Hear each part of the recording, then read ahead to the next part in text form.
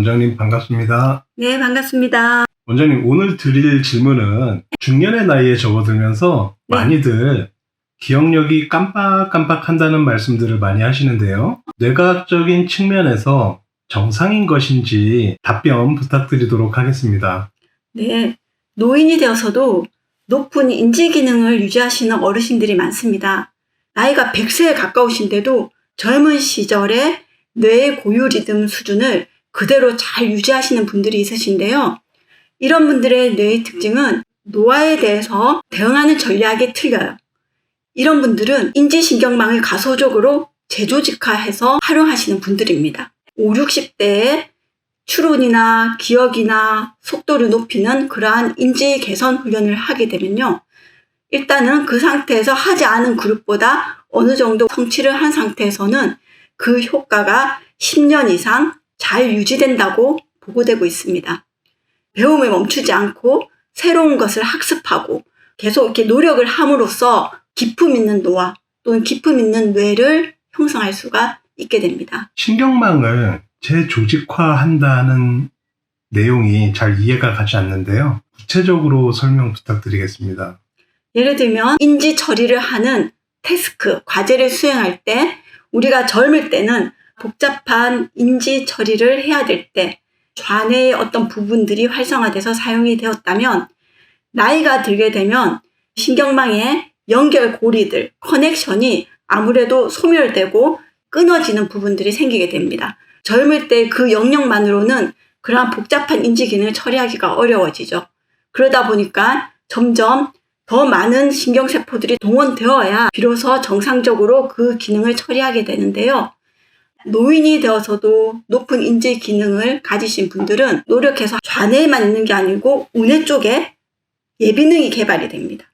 복잡한 인지 기능 처리를 할 때 좌우뇌를 같이 쓰는 형태로서 그 기능을 젊을 때 수준으로 원활하게 처리를 할 수 있게 되는 거죠. 우리가 나이가 든다고 무조건 뇌가 퇴화될 것이다. 이것은 일종의 편견이라고 볼 수 있습니다. 뇌는 우리의 혈관이나 다른 부위들에 비해서 관리를 어떻게 하느냐에 따라서 젊은 시절의 수준을 잘 유지할 수 있는 독특한 기관이라고 볼 수 있습니다.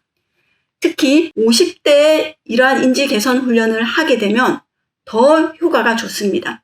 즉 우리가 이미 인지 기능이 조금 저하된 상태, 경도 인지 장애 수준에서 어떤 인지 개선 훈련법들을 한 100여 가지 도입을 한다고 하면 그 중에서 우리가 효과를 보는 경우는 50%밖에 안 된다고 보고가 되어 있습니다. 물론 경도 인지 장애보다 더 악화된 상태, 치매 단계에서 훈련을 도입을 했을 때는 아예 효과가 없다라는 식의 보고들이 많을 수준이고요. 경도 인지 장애가 오기 전에 뇌를 활성화시키는 활동들을 하게 된다면 훨씬 더 퍼센테이지가 높게 되고 효과도 오래 유지될 수 있는 특징이 있게 됩니다. 원장님, 인지기능 개선 훈련이라는 것은 예를 들면 어떤 것이 있을까요?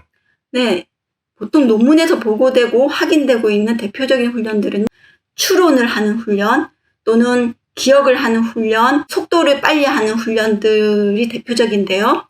특히 이 중에서도 추론과 속도 훈련 이런 것들은 훨씬 더 인지 개선 효과가 향상되면서도 오래 유지된다고 알려져 있습니다. 그렇다면 인지기능은 깜빡깜빡하면서 저하되는 것이 정상이 아닌 거네요. 그렇죠. 망각을 하게 되는 것은 기억을 해야 되는 부분에 대해서 우리가 집중을 제대로 못하고 있다는 겁니다. 즉 이전만큼 호기심이 없고 관심이 없다는 거죠. 기억이 장기 기억으로 가지 못하고 휘발성 있게 날아가는 경우가 많거든요. 우리가 좀 더 집중해서 기억을 하고자 하는 노력을 하면 기억력은 상당히 향상될 수가 있습니다. 예전에 스마트폰을 사용하기 전에는 전화번호를 메모하면서 50개에서 100개 정도는 암기를 했었던 것 같아요. 네. 그런데 스마트폰을 사용하면서 전화번호가 전혀 기억이 안 나는 경우가 많습니다. 이러한 것이 인지기능이 문제가 돼서 병증으로 진행될 수 있는지 답변 부탁드리겠습니다. 그러한 경우는 우리가 더 이상 전화번호를 외울 필요가 없는 시대에 있기 때문입니다. 기억이라는 것은 그러한 대상에 대한 관심이 있어서 자연스러운 집중이 동원될 때 또는 의도적인 집중이 동원됐을 때 장기 기억으로 이동을 하게 됩니다. 그렇기 때문에 전화번호를 굳이 외울 필요가 없고, 예전에는 외워야 생존에 도움이 됐지만 지금 외우지 않아도 충분히 삶에 아무 불편함이 없기 때문에 굳이 전화번호를 외우는 것에 우리가 관심을 갖거나 집중을 하는 일이 없죠. 그래서 보통은 전화번호를 못 외우고 있는 거죠. 자기가 집중해서 외우고자 하면 그 부분은 충분히 나아질 수 있습니다. 그렇다면 전화번호 등을 외우려고 노력을 해야 된다는 말씀인가요? 젊은 시절 못지않은 뇌를 유지하시려면 외울 수 있는 부분들은 외우려는 노력이 50대 이후부터는 꼭 필요합니다. 그 다음에 우리 온몸을 움직이는 운동, 이런 것들도 뇌의 발달에 상당히 도움이 됩니다. 뇌에서 정보 처리를 많이 하고 있는 그러한 부위는 얼굴하고 손이에요. 허벅지나 다른 이런 부분들에 비해서 얼굴과 손 영역의 정보 처리를 담당하는 대뇌피질의 면적은 상당히 넓습니다.